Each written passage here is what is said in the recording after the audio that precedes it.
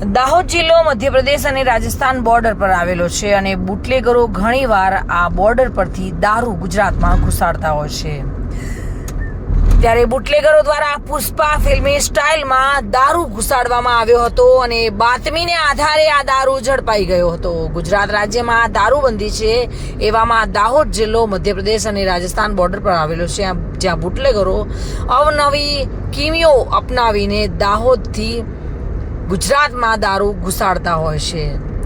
ગુજરાતમાં દારૂબંધી હોવા છતાં બુટલેગરો અવનવા કિમિયા અજમાવી પોલીસની આંખમાં ધૂળ ઝાંખીને મધ્યપ્રદેશ, રાજસ્થાન જેવા રાજ્યોમાંથી દારૂનો જથ્થો ગુજરાતમાં ઘુસાડતા હોય છે। ત્યારે આજે પુષ્પા સ્ટાઇલમાં ટ્રેક્ટરની ટ્રોલીની નીચેના ભાગમાં ચોરખાનું બનાવીને તેમાં લઈ જવાતો વિદેશી દારૂનો જથ્થો ગરબાડા પોલીસે ઝડપી પાડ્યો છે।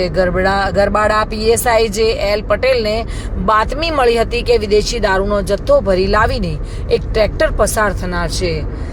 જે મળેલી બાતમીના આધારે ગરબાડા પીએસઆઈ જે એલ પટેલ સહિતની પોલીસની ટીમે બાતમીવાળા ટ્રેક્ટરનો પીછો કરી ખારવા ગામેથી ટ્રેક્ટરને ઝડપી પાડ્યું હતું। પોલીસે ટ્રેક્ટરમાં તપાસ કરતા ટ્રેક્ટરની ટ્રોલીની હાઇડ્રોલિક કરી ઊંચી કરી જોતા ટ્રોલીની નીચેના ભાગમાં પુષ્પા સ્ટાઇલમાં ચોરખાનું બનાવી તેમાં સંતાડેલી વિદેશી દારૂ તથા ટીન બિયરની કુલ 504 નંગ બોટલો મળી આવી હતી।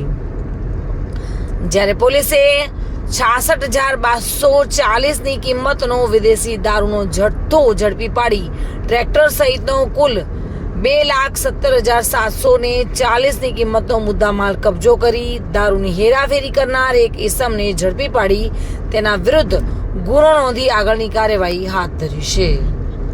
સુરેશ કાપડિયા સાથે bureau report, today Gujarati news.